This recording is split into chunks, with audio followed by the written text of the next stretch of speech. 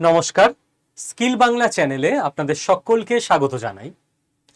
ভারতবর্ষের প্রধানমন্ত্রী আমাদের সকলকে, ভারতীয়দের যতটা সম্ভব সোনা কম কিনতে আহ্বান জানিয়েছেন। নেক্সট 1 বছরের জন্য বিভিন্ন উৎসবে সোনা উপহার দিতে, বিভিন্ন অনুষ্ঠান, উৎসব, বিয়ে ইত্যাদিতে সোনা উপহার দিতে নিষেধ করেছেন, আহ্বান জানিয়েছেন। এবং শুধু এটা করে ক্ষান্ত থাকেননি, সোনা এবং রূপোর ইম্পোর্ট ডিউটি 2.5 গুণ বাড়িয়ে দিয়েছে ভারত সরকার। টোটাল ব্যাপারটা এবার আমাদের বোঝা দরকার, এ টু জেড কি ব্যাপার, কি হয়েছে, কি হতে চলেছে, সোনার দাম কতটা বাড়তে পারে। দেখুন, প্রথম কথা আপনাকে বুঝতে হবে কি 2.5 গুণ বাড়িয়েছে কাস্টম ডিউটি। কাস্টম ডিউটি কি জিনিস? সোনার ওপর কাস্টম ডিউটি ছিল 6%। মানে আমরা যে সোনা কিনি, এই সোনাগুলো সোনার দোকান কোত্থেকে নিয়ে আসে? আমাদের দেশে তো অত সোনার প্রোডাকশন হয় না এখন, বিদেশ থেকে আমরা কিনে আনি। এবং ভারত হচ্ছে পৃথিবীর সেকেন্ড লার্জেস্ট গোল্ড ইম্পোর্টার।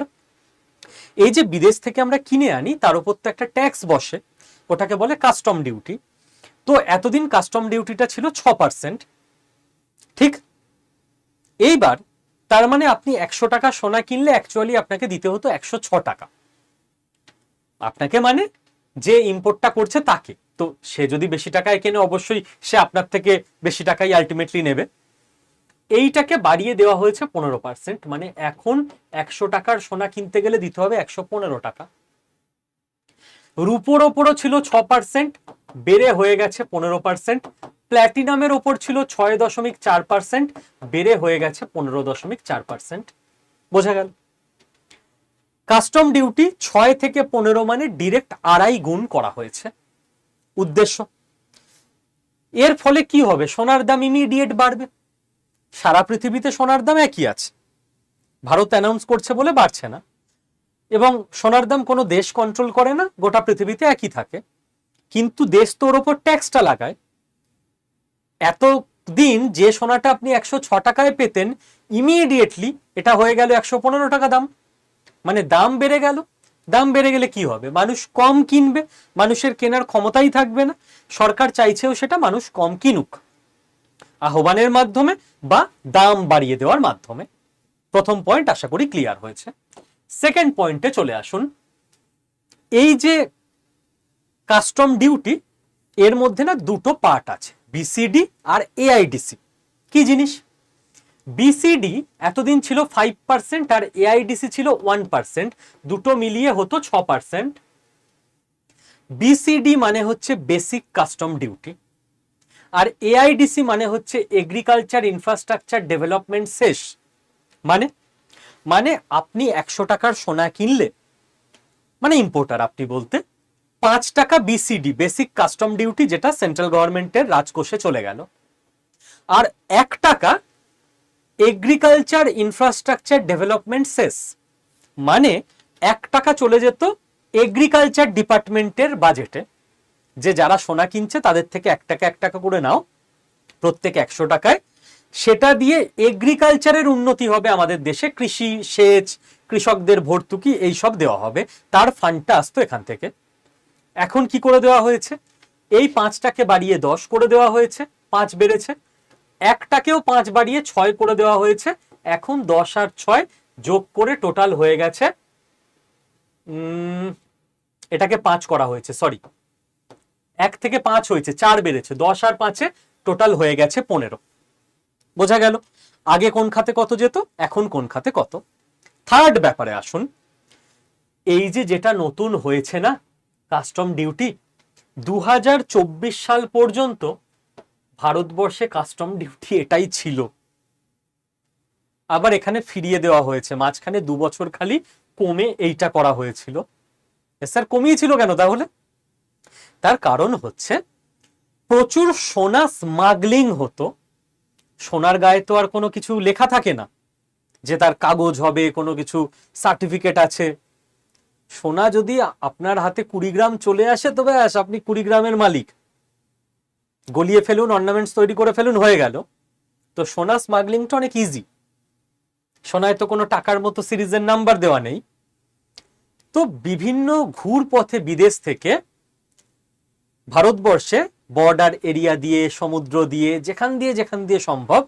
আর সোনা তো খুব ছোট্ট জিনিস, এইটুকু কোনো শ্রীলঙ্কা থেকে মাছের বোট আসছে পশ্চিমবঙ্গে, তামিলনাড়ুতে, বাংলাদেশ থেকে পশ্চিমবঙ্গে, কোনো একটা বড় মাছের পেটে 20 কেজির মাছ, 1 কেজির যদি সোনার বার ঢুকিয়ে দেওয়া হয়, 1 কেজি সোনার দাম ভাবুন তো, গল্প শেষ।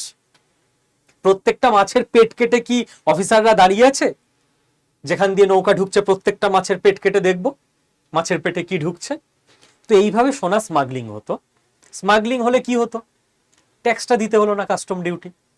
আগেও ছিল 15%। বড় বড় যারা সোনার কারবার করে তারা দেখছে, ভাই 100 টাকা সোনা কিনতে 115 টাকা লাগছে, আমি স্মাগলারদের 5 টাকা দিয়ে দেবো, 100 টাকার স্মাগলারদের 5 টাকা দেবো, 105 টাকায় আমার সোনা চলে আসবে, মাছের পেট থেকে বের করে মাছটা আমি কিনে নেবো, বাড়িতে মাছটা কেটে সোনাটা আমার চলে এলো। এই কাণ্ড হতো। তো সরকার এই কাণ্ড আটকানোর জন্য নজরদারিও বাড়িয়েছিল আর কাস্টম ডিউটিও কমিয়ে দিয়েছিল, যে ভাই স্মাগলারকে 5 টাকা কেন দিবি, সরকারকে 6 টাকা দিয়ে দে, তোরও ভালো সরকারেরও ভালো। সেও দেখবে এত রিস্ক নিয়ে হবে কি 1 টাকার জন্য। এদিকে সরকারের ঘরেও কিছু আসছিল না, 6 টাকা চলে এলো। যার ফলে সরকার এটা কমিয়েছিল 2024-এ দিয়ে। এখন স্যার স্মাগলিং বাড়বে না? অবশ্যই বাড়বে, বাট এখন সরকার দেখছে স্মাগলারদের পরে আটকানো যাবে, আপাতত কাস্টম ডিউটি বাড়িয়ে দিয়ে লোককে একটা বেসিক ধাক্কা দিয়ে দাও। স্মাগলার নেটওয়ার্ক ফেটওয়ার্ক তৈরি করতেও তো আবার টাইম লাগবে, তখন আবার পরে দেখা যাবে, আপাতত ধাক্কা দিয়ে দাও। এবার 4 নাম্বার জিনিস আপনার মাথায় নিশ্চয় আছে, হোয়াই, কেন? এর কারণ হলো ফরেক্স রিজার্ভ এবং ভারতের যে কারেন্ট অ্যাকাউন্ট ডেফিসিট। মানে কি? মানে ভারতবর্ষ যত টাকার জিনিস বিদেশে বিক্রি করে তার থেকে অনেক বেশি টাকার জিনিস বিদেশ থেকে কিনে আনে। তার মানে আমাদের খরচ বেশি, ইনকাম কম। এই যে আমরা মাইনাসে যাচ্ছি, নেগেটিভে, এটাকে বলে কারেন্ট অ্যাকাউন্ট ডেফিসিট। এবার ভারতবর্ষে এই মুহূর্তে, আর যখনই আমরা বিদেশ থেকে কিছু কিনছি, আমরা তো রুপি দিতে পারছি না, আমাদের কি দিতে হয়? ডলার দিতে হয়। বিদেশ তো ডলার অ্যাকসেপ্ট করবে। তো যত বেশি ডলার আমাদের আরো খরচ হবে। এমনিতেই ইরানে ঝামেলার ফলে ক্রুড অয়েলের দাম মারাত্মক বেড়ে গেছে, ক্রুড অয়েলে তো আমাদের ডলার দিয়েই কিনতে হচ্ছে, ডলার বেশি করে বেরোচ্ছে। আরো যদি আমরা গোল্ড ফোল্ড সবকিছু ডলার বেরোতেই থাকে, আমাদের ফরেক্স রিজার্ভ ডাউন হয়ে যাবে, বড় বিপদের সময় আমরা আর সামলাতে পারবো না। এবং যত আমাদের ডলার বেরোচ্ছে তত আমাদের রুপি দুর্বল হয়ে যাচ্ছে, রুপি প্রায় 100 হিট করতে চলেছে, টাকার দর, টাকার অবমূল্যায়ন হচ্ছে। কারণ ডলার আপনি পাচ্ছেন কোত্থেকে? আমরা তো ডলার ছাপাই না, আমাদের ডলার কিনে আনতে হচ্ছে। যত আমরা ডলার কিনছি তত ডলার স্ট্রং হচ্ছে। কি দিয়ে কিনছি? রুপি দিয়ে। রুপি দুর্বল হচ্ছে, সোজা হিসেব ইকোনমির। তো রুপিকে বাঁচাতে হবে, রুপির ফ্রি ফল হচ্ছে, 95 পেরিয়ে গেছে অলরেডি। রুপি যত আমাদের দুর্বল হচ্ছে, বিদেশ থেকে জিনিস কিনে আনতে আরো বেশি রুপি দিতে হচ্ছে, আরো আমাদের ইকোনমি চৌপাট হয়ে যাচ্ছে। তো এর জন্য ভারতের একটাই কাজ করার, সেটা হচ্ছে আমাদের যতটা সম্ভব ইম্পোর্ট কমানোর। যে ডলার আমরা বের করব না আমাদের রিজার্ভ থেকে, আমরা বিদেশ থেকে বেশি জিনিস কিনবো না, বোঝা গেছে? যদি বেশি জিনিস না কিনি তাহলেই বেশ আমাদের সংসারের হিসেব, আমরা আর্ন করব বেশি, খরচ কম করব, তাহলেই আমরা লাভে থাকবো। নর্মাল সংসার, বেশি কিছু বোঝার নেই। 5 নাম্বার জিনিস, তাহলে কেবলমাত্র এই ধাক্কাটা সোনার ওপর কেন? অন্য তো অনেক জিনিস ছিল। এখানে একটু আমাদের হিসেব বুঝতে হবে।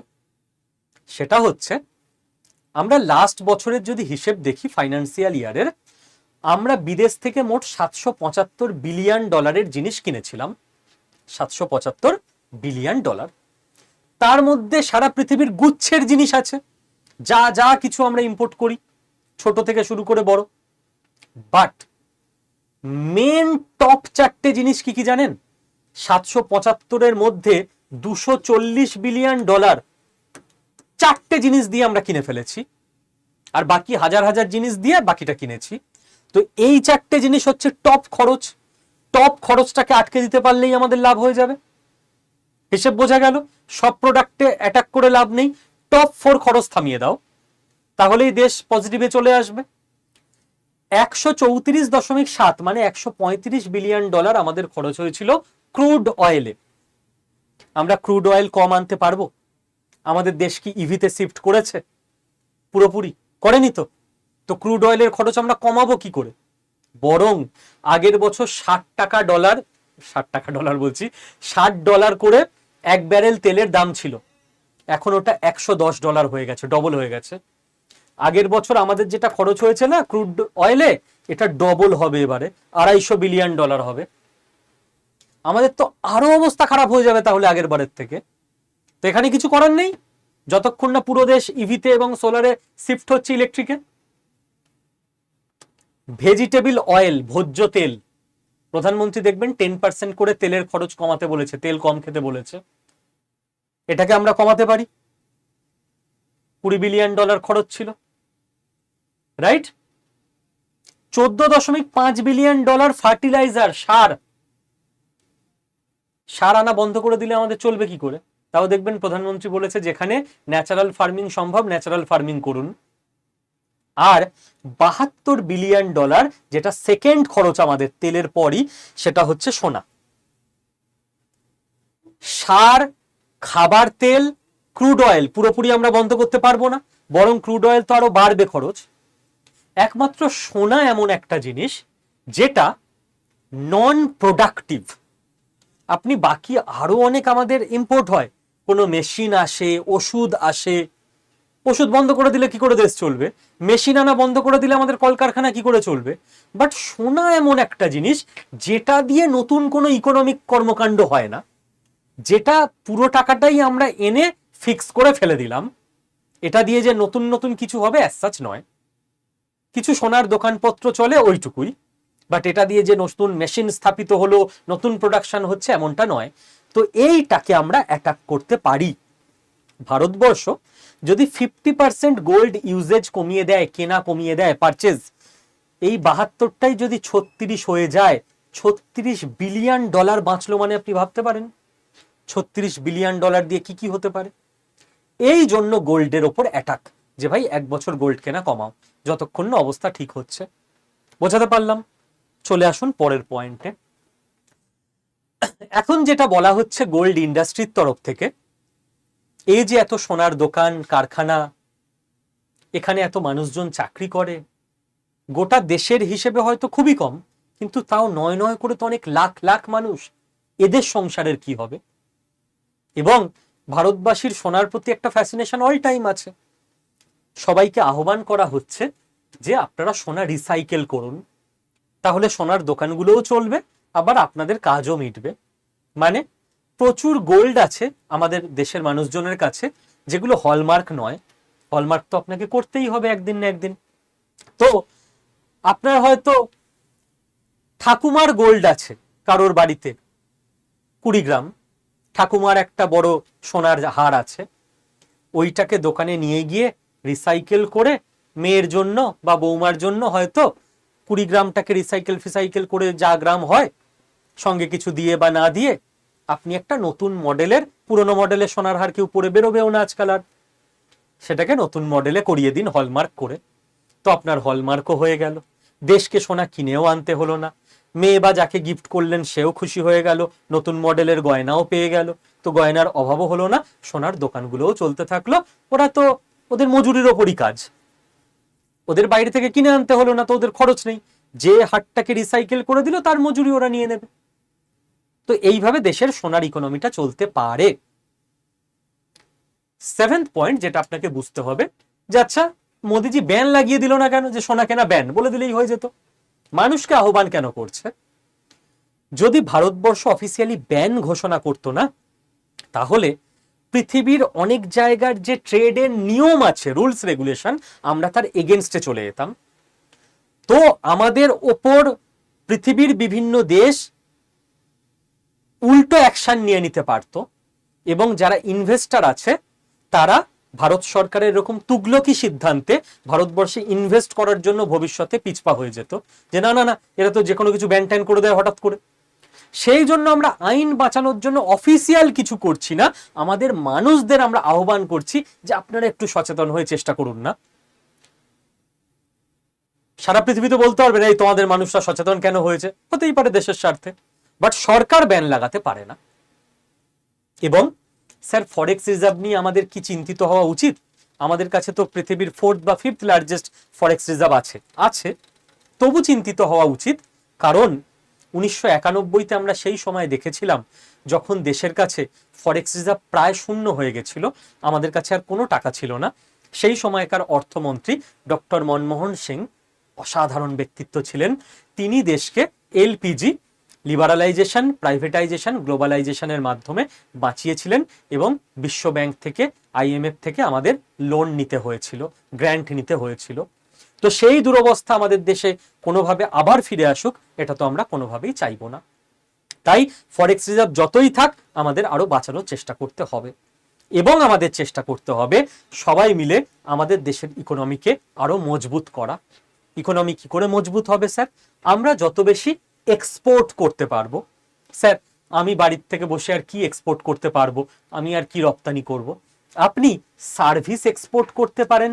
আজকের দিনে তো আর শুধু গুডস বা মালপত্র এক্সপোর্ট করলেই হয় না, সার্ভিস একটা বড় জায়গা।